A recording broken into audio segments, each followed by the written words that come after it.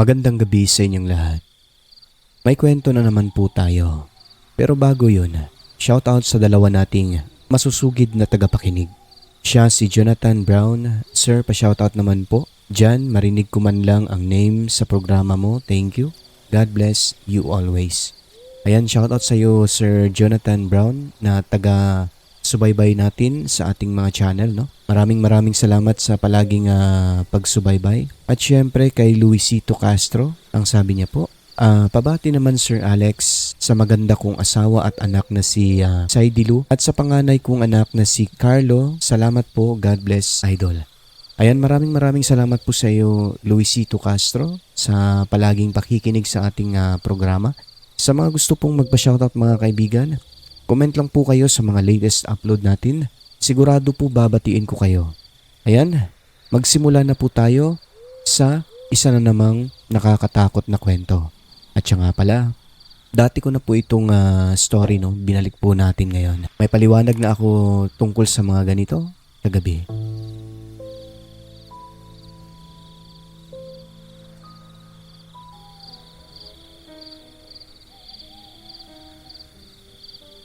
Ako nga pala si Jenna. 2 buwan na akong buntis noon. Nang may magsabi sa aking isang kapitbahay namin na lagi daw siyang may naririnig na bumabagsak sa likod ng kusina namin tuwing malalim na ang gabi. Tapos, nakikita niyang may gumagalaw at humahawi sa mga puno ng saging sa di kalayuan mula sa aming tahanan. Ang ibig niya pong sabihin nun ay isang aswang. Pero hindi ako naniniwala kasi hindi naman po ako mapaniwalain sa mga ganyan. Hindi ko na lamang pinansin. Makalipas ang ilang araw, naririnig kong nagkukwento sila na may nakikita daw silang malaking pusa na kulay itim. Napagala-gala sa baryo at nakita rin sa bakuran namin ng kapitbahay. Isang gabi, nakita ni Aling Cora yung pusa na iyon. Si Aling Cora, sila po yung kapitbahay namin na mag-asawang matatanda na. Pumasok umano ang pusa na iyon sa sagingan at nawala na. Pero maya-maya lang, biglang may lumabas na isang matandang babae na hindi nila kilala. Tinakpan niya kasi ng itim na tela ang kanyang mukha. At napansin nilang nakapaalang.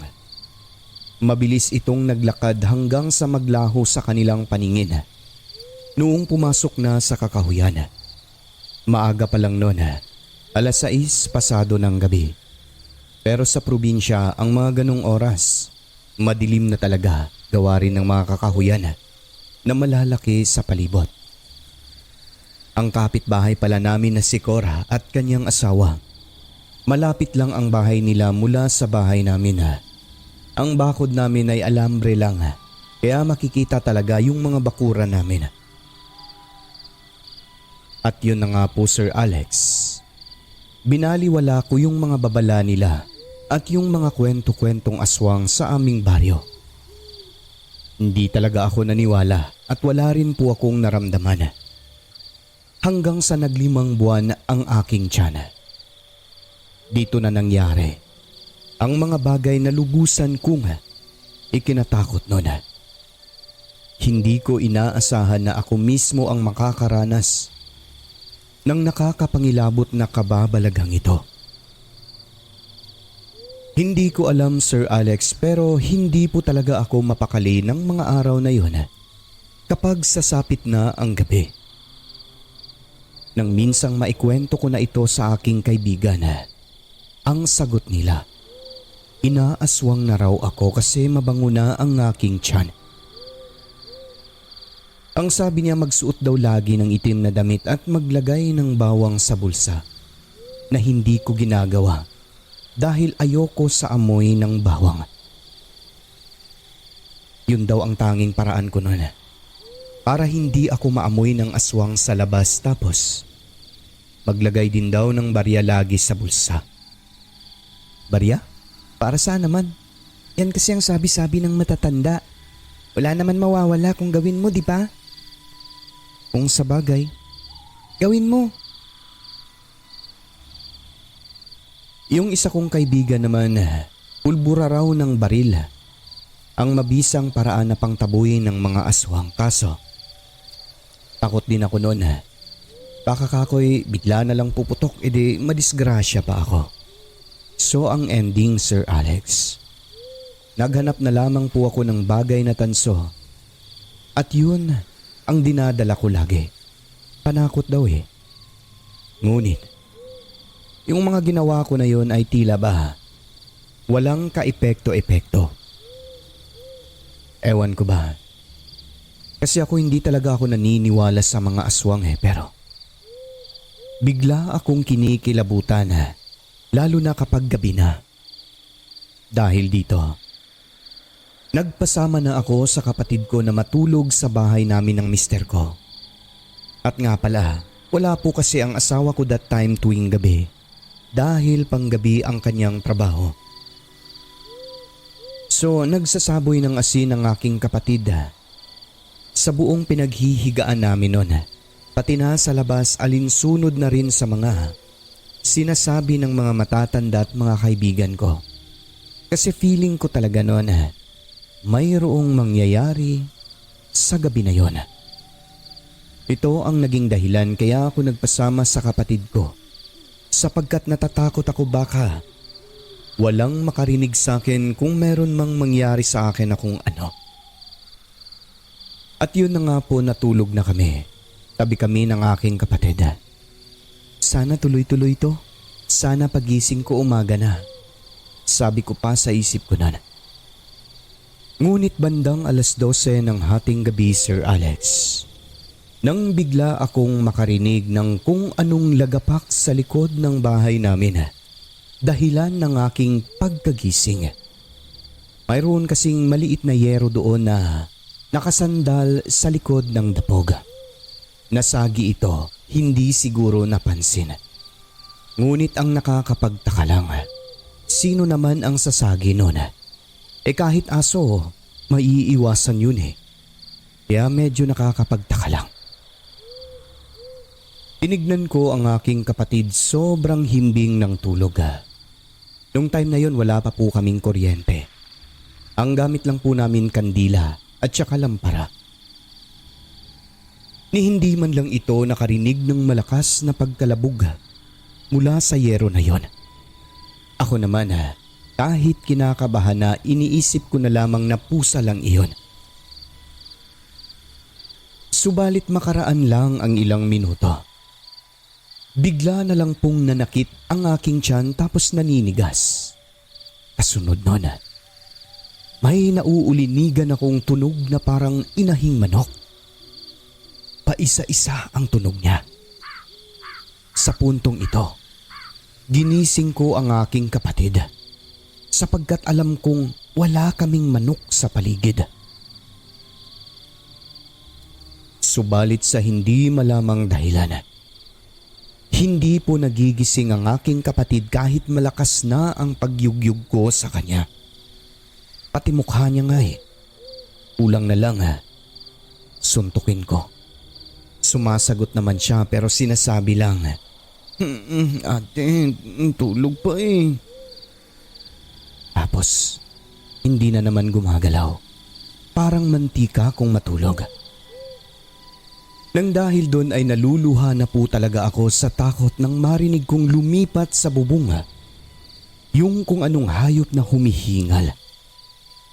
Ilang sandali pa, kinakalmot na niya ang pawid. Labis talaga ang pangangatal ko noon, Sir Alex. Kinuha ko ang asin at nagsaboy sa mga siwang ng dingding sa taas para malusot ito sa labas. Kaso hindi tumitigil yung aswang. Ginagawa niya pa rin yung pagkalmot. Hanggang sa nakikita ko na po ang mga kuko nitong tumagos sa butas na ginawa niya sa may pawid. Ilang sandali pa, sumilip ang aswang. Sa puntong ito, Sir Alex, sobrang lakas ng aking pagkasigaw, bagay na ikinaalimpungat ng aking kapatid. Sobrang pasalamat ko't nagising siya ng tuluyan nun at bigla pang napatalon sa sobrang lakas ng aking pagkasigaw. Ano nangyari ate? Ayun aswang, binutas ang bubong. Sagot ko sa kanya habang umiiyak. Pero wala na siyang nakita kasi wala na ang aswang nun sir. Kitang-kita ko, pagkasigaw ko ay bigla na lang itong naglaho. Ramdam kong tumalon ito sa kalumipad dahil umuga talaga ang bubong. Naglaglagan pa sa mga mata namin yung alikabok nun sapagkat nag-bounce yung pawid ng malakas. Iyak ako ng iyak Sir Alex. Ang kapatid ko naman kahit na babae yun ay medyo matapang din talaga na wala sa lugar. Biruin nyo, kumuha siya ng gunting at balak pa niyang lumabas dahil makikipagbuno raw siya sa aswang. Agad ko naman itong hinawakan at pinigilan kako sa kanya. Mamamatay ka lang dyan. Huwag na huwag kang lalabas. Anong gagawin mo sa gunting? Gugupitan mo ang aswang? Tanong ko pa nun sa kanya. Napatingin siya sa gunting. Sa kanyang reaksyon, kahit takot na takot ako nun Sir Alex ay nagawa ko pa rin na mangiti sa kanya. Sagot kasi ng kapatid kong si Tintin.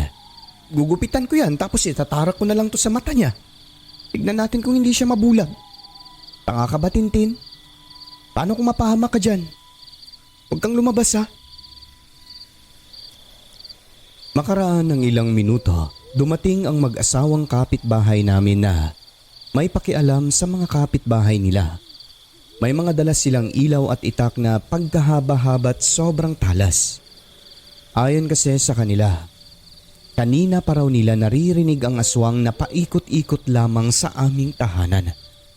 Kaya nagbabantay daw sila sa akin kasi alam nilang malapit na akong mga anak O Inday, kamusta na kayo rito?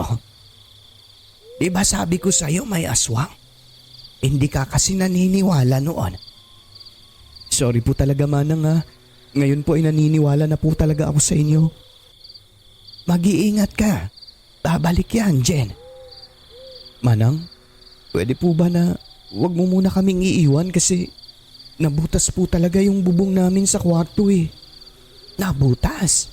Abay Diyos ko, mabutit nakita ninyo. Kaya nga po nagsisigaw ako kasi nakita ko talaga ang mata ng aswang, pati na po yung mga kuko niyang kay Tulis. Nagising din po talaga kasi ako sa ingay niya kanina. Ay mabuti kung ganon. Berting, sa atin na muna natin sila patutulogin. O sige mga langga, magdala na lamang kayo ng kumot at unan. Yung kumot namin doon ay butas-butas na iyon. Sige po, Lolo. Pumasok sila sa loob ng bahay namin at tinignan ang butas ng bubong. Maliit lang pero sira na talaga at pwedeng makapasok ang aswang doon. Kaya nagmungkahi sila talaga na doon na matulog sa kanilang bahay. Total bakante naman yung isang kwarto. Sa labis na takot Sir Alex, lalo na nung makita ko ang mapupulang mata ng aswang na sumilip sa butas, ay hindi na po kami nagdalawang isip. Doon na kami natulog ng kapatid ko sa kapitbahay namin at pinasuot nila ako ng itim na damit upang hindi daw makita at maamoy ng aswang. Sa awa naman po ng Diyos na may likha sa lahat dito sa mundo, ay nakatulog po kami ng mahimbing sa bahay nila. Feeling ko talaga Sir Alex, para bang ligtas kami sa kanila. Kinabukasan ay dumating ang asawa ko. Sinabi namin ang nangyari kagabi. Alalang-alala ang mister ko sa akin at sa anak namin. Pero sabi ko naman ay okay lang ako. Nagpasalamat naman siya sa kapitbahay namin. Binigyan niya ng tinabal na dala niya. O yung isda po na binabad sa asin, malalaking isda. Ang tawag po niyan sa amin ay tinabal. Masarap po yun, kaso nga lang maalat. Nay, tay, salamat talaga sa inyo ah. Kung hindi sa inyo, maaaring may nangyari ng masama sa asawa ko't kapatid niya. Kahit hindi namin kayo kaano-ano, tumutulong talaga kayo sa mga kapitbahay ninyo. Walang anuman yun, John. Sino pa bang magtutulungan? Di tayo-tayo lang naman. Kahit baguhan lang kayo dyan magkapit bahay tayo. Alangan naman tumingin na lang kami, di ba? Nako, salamat po talaga sa inyo, Tay. At nga pala, may dala po akong tinabal, oh. Galing po sa kaibigan ko. Sa inyo po yan. Ay, nagabala ka pa. Ay, marami po kasi yan, Tay. Sige na, sa inyo yan. Ay, salamat sa inyo ha. Awaan kayo ng Panginoon. Matapos noon, Sir Alex, ay bumalik na sa bahay ang aking mister. Yung bubong ng bahay namin ay pinalitan ng bagong pawid pagkatapos. Nilagyan ng mga kawil, Sir Alex, na may mga tali pa.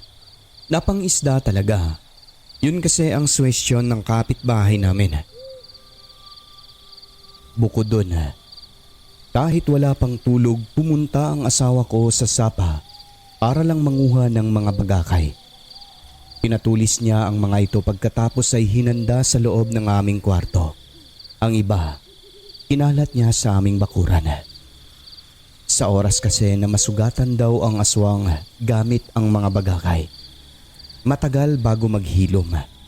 Sa pamamagitan nun, makikilala mo ang aswang kung sino sila. Basta tandaan lang kung saan mo siya parte ng katawan na tamaan. Maaari rin naman na hindi talaga maghilom ang sugat at pwede nila iyong ikamatay. Kaya ayan, maraming bagakay ang kinuha ng asawa kong si Jerome. Hinanda niya talaga para sa aswang. Ang hindi ko nalalaman noon, meron na pala siyang plano. Pagkatapos ng nakakagimbal na karanasan ko na iyon, awa ng Panginoon na may likha sa lahat, hindi na po naulit yon hanggang sa mag-8 buwan ang aking tiyanon. Isang gabi, sobrang langsa ng paligid.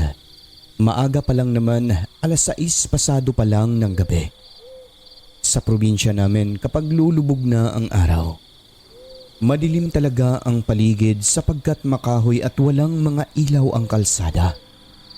Pero yung bahay namin ay meron ng kuryente ng mga panahon na yun. Nagtayo rin ng poste na kahoy ang asawa ko sa likod ng bahay namin na may bumbilya. Kahit maliit lang, kahit papano'y maliwanag naman. Kasama ko ang kapatid ko noon. Nagluluto ako habang siya ay abalang naglilinis sa banggerahan. Kahit malaki na ang aking tiyan, mahilig pa rin po talaga akong gumalaw-galaw. Nang bigla po kaming nakaamoy ng malangsa kaya natigilan kaming dalawa. Sa umpisa, sabi namin na baka naghugas lang ng isda ang kapitbahay na dala ang hangin na malangsa hanggang sa aming bahay. Ngunit nakakapagtaka lang sapagkat wala namang hangin ng mga oras na iyon. Lumapit ang kapatid ko sa pintuan. Bukas lang naman yon. Namoy-amoy niya sa labas kung saan galing ang malangsa. Di nagtagal. Biglang may humuning tiktik pero ako lang ang nakarinig. Sa aking pagkagulat ay sumigaw ako na isara mo ang pinto. Ang kapatid ko naman napatakbo papasok at dali-dali niyang sinarado ang pintuan. Bakit May tiktik, hindi mo ba narinig? Wala po akong narinig Ilak mo ang pintuan. Narinig ko, may tiktik talaga. Sagot ko sa kanya. Halata sa mukha ng kapatid ko noon na natatakot na rin siya. Nakiramdam kami na wala naman yung huni ng tiktik na yon. Baka napadaan lang yun, Sana nga. Noon, hindi ako naniniwala sa mga ganyan. Pero magmula nung makakita ako ng aswang sa bubong, nagbago ang aking paniniwala. Totoo sila. Dagdag na sabi ko pa sa aking kapatid. Sabi nila, aswang daw ang tiktik. Hindi pa ako nakakita niyan. Ate, ang tiktik at ang aswang magkasama yan sila. Natandaan mo ang sabi ng kapitbahay natin? Kapag may humuni raw na tiktik, may aswang din yan nakasama. Pero tingin ko naman napadaan lang yun. Kasi itim naman damit mo. Oo, Basta wag mo lang buksan ang pintuan. Opo ate. Hanggang sa nawala na yung masangsang na amoy. Maalinsangan pa rin ang paligid. Dali-dali na kaming naghapunan noon sa kusina. Pagkatapos ay tumingin ng magandang gabibayan sa TV. Halos ayaw tumingin ng aking kapatid kasi nga natatakot na dagdagan pa. Papalapit na kasi ang araw ng mga patay noon. Pagkatapos ng programa ay natulog na kami. Mabilis lang din naman po kaming nakatulog, Sir Alex. Sinigurado namin na ang lahat ng bintana at pintuan ay nakalak. Subalit ang himbing ng tulog namin bigla rin namang binasag at napalitan ng takot at pagkagulat. Nang bandang mga 12:00 pasado ng gabi, ay biglang sumakit ang aking tiyan. Ginising ko ang aking kapatid kaso hindi siya nagigising. Kaya natatakot na ako. Nauulit na naman yung nangyayari sa amin dati. Ang matindi pa, Sir Alex, walang lumalabas na boses sa aking bibig. At para bang gusto ko nang pumikit. Hinahawakan ko ang aking tiyan nang bigla na lang nawala ang kuryente pagkatapos. May bumagsak sa bubong namin na halos hindi ko alam ang aking gagawin sa tindi ng aking takot noon. Hindi ko rin makita ang paligid sa sobrang dilim. Sigaw na ako ng sigaw kaso wala talagang boses na lumalabas eh. Ang hindi ko alam, Sir Alex, na lubos kong ipinagpasalamat. Bumalik pala ang asawa ko ng hating gabi sa bahay namin. Umuwi siya sapagkat nararamdaman daw niyang may mangyayaring hindi kanais-nais. Tama nga ang kanyang kutob sapagkat nung nakarating na siya sa bungad ng bahay namin, bigla na lang bumalik ang kuryente at doon, nang dahil sa ilaw na nilagay niya sa likod ng bahay namin sa itinayong poste, kitang-kita niya ang tiktik na nakapatong sa aming bubong na may malawak na pakpak. Pasilip-silip ito sa pawid at ginagamit niya ang kanyang nguso. At eto pa, Sir Alex, hindi lang pala tiktik na nasa bubong ang paikot-ikot sa aming bahay noon. Dahil meron pa palang isang nilalang. Isang aswang na pasilip-silip at inaamoy-amoy ang dingding ng kwarto namin kung saan kami natutulog. Sobrang taas ng dila na pabalik-balik sa bibig at naglalaway pa. Matang malalakit mapupula, nanlilisik habang nakatitig sa maliit na butas. At dahil may hinanda ang mister ko na maraming bagakay sa paligid sa labas ng aming bahay, kinuha niya ang dalawa dito. Pagkatapos ay dahan-dahan na nilapitan ng aswang na noon. Ay talaga namang nakatuon ang buong atensyon sa loob ng aming kwarto. Sa akin na nagdadalang tao. Kaya pala sobrang tigas na ng aking tiyan noon at napakasakit. Ang mister ko naman, pinabayaan niya ang tiktik na nasa bubong noon kasi hindi niya naman daw yun maaabot. At isa pa, makakalipad pagkat mayroong malawak na pakpak. Samantalang ang aswang sa baba, walang damit at walang pakpak. Isang babae. Kabado man ayon sa aking asawa, pilit niya pong nilakasan ang kanyang loob, Sir Alex. Tumapang siya alang-alang sa amin ng anak ko. Patay na kung patay aniya. Basta, makikipagbuno siya sa aswang na noon ay naninilip sa labas. Ginamit niya ang kanyang pinatulis na bagakay.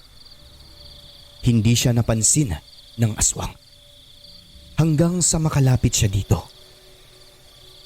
At nung akman na niyang itatarak sa leeg ang bagakay, napansin siya ng aswang kaya sa pag-ataking ginawa ng aking mister ay nakailag ito pero tinamaan sa dibdib. Doon bumaon ang pinatulis na bagakay. Pagkatama noon, Sir Alex, nakalmot din si Jerome ng aswang sa kamay bago ito tuluyang tumakas. Pero ang bagakay, nakabaon pa sa dibdib ng aswang. Talagang nakakapangilabot na hiyaw ang bumasag sa katahimikan ng gabi na yon. Na maging mga malalayong kapitbahay ay nadinig talaga nila.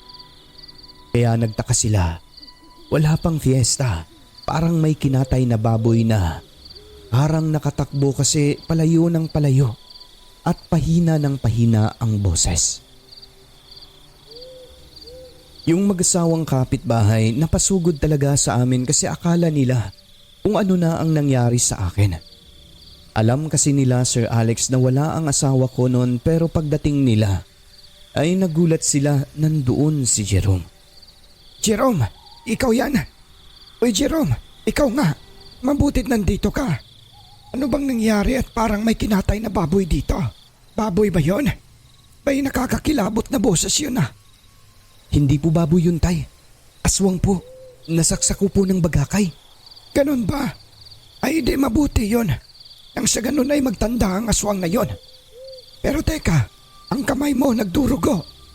Halika sa loob at lalapatan natin yan ng lunas. Pero teka, ang lana ko pala, kukunin ko lang sa bahay saglit. Sige po, Tay. Nagmamadali nang umuwi ang matandang si Mang Diosdado para kunin ang kanyang lana. Hindi napansin ng mister ko na nakalmot pala siya ng aswang sa kamay. Mabuti nga lang at sa kamay lang yun eh. Dahil kung sa tiyan siguradong maaaring ikapahamak niya. Matapos malagyan ng lana at mga herbal ay tinalian ang kanyang sugat. Kinabukasan, minabuti na ng aking asawa na magpaturok sa barangay. Tinanong siya kung ano ang nangyari. Sabi niya nakalmot ng aswang. Maraming natawa. Maraming hindi naniwala pero may naniwala rin naman. Sa aming pag-aalala, minabuti kong umuwi sa mga magulang ko pansamantala, Sir Alex, hanggang sa makapanganak. Dahil mukhang hindi kami titigilan ng aswang na yon, lalo na't malapit na ang aking kabuwanan. Ang ginagawa ng mister ko ay binibisita na lamang ang bahay nang sa gayon ay malinisan naman kahit papano. Pero hindi na talaga natutulog muna doon. Hanggang sa nagulantang kami sa isang balita. May nabalitaan kaming isang kahina-hinalang tao. Ang nagbigay ng balita sa amin ay ang tiyahin ko na ang anak ay nag-aaral sa elementarya. Ayon sa kanila, matagal na hindi nagpakita ang isang manicuristang malangsa. Nakatira ito malapit sa paaralan. Although malangsa yun, malinis naman gumawa at walang ibang nagmamanicure at pedicure sa lugar. Nang mga panahon na yun, kaya walang choice ang mga teacher kundi sa kanya lang nagpapalinis ng kanilang mga kuko. Hinanap ito ng mga teacher hanggang sa may nakapagsabi sa kanila. Nagpagamot daw sa ibang lugar dahil nagkaroon ng sugat sa dibdib. Sabi ng ilan, cancer. Nagpadoktor naman daw yun pero normal ang resulta kaya nagtaka. Bakit hindi humihilom ang sugat? Yun ang rason kung bakit umuwi ito sa kanilang probinsya. Kaso, kahit nandoon na, kahit ano na lang ang ginawa, kung sino-sino na ang nilapitan, hindi raw talaga gumaling sa sakit nito. Ang nangyari, bigla na lamang itong namatay.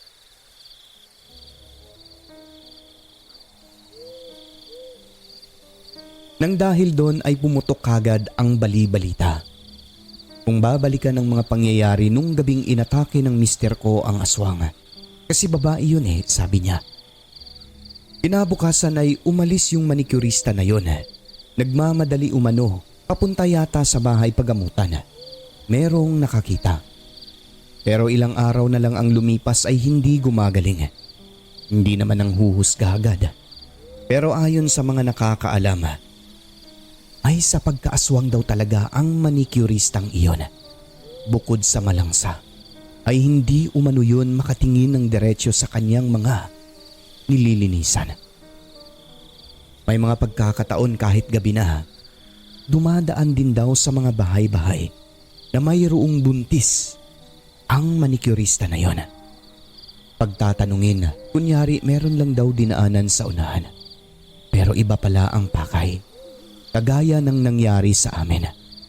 Kasi bago ang lahat, Sir Alex, ay nakita ko siyang dumaan sa tapat ng bahay namin ng 9:00 ng gabi. Kayo, ano sa tingin niyo? Siya kaya yung aswang na napatay ng mister ko? Kung kami ang tatanungin niyo, ang masasagot ko lang, oo. Hanggang dito na lang ang aking kwento. Maraming salamat sa inyong lahat. Hanggang sa muli, Jen ng Kabisayaan.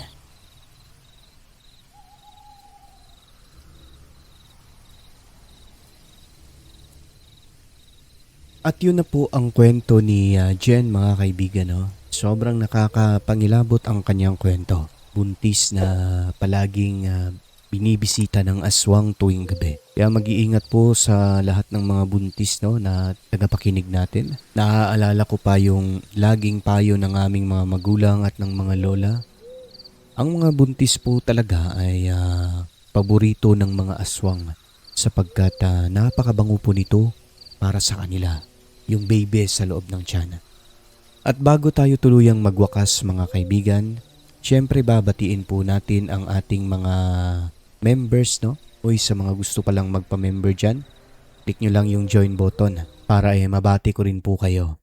Unang-una kay Jeffrey Bunyad, pangalawa kay Niles Gio, kay Chinhan, kay Stephen Sanz, kay Cheng's Channel, and last but not the least kay Rosary Jayarante. Mabuhay po kayo, mga members ng ating channel. Maraming salamat po sa walang sawang pagsuporta po sa ating programa, mga kaibigan. Pasensyahan nyo na po na madilim dito dahil parang nakakatakot kasi pag medyo madilim, no? So yun lamang po. Maraming salamat sa inyong lahat. Huwag nyo pong kalimutang tumawag sa taas and I love you.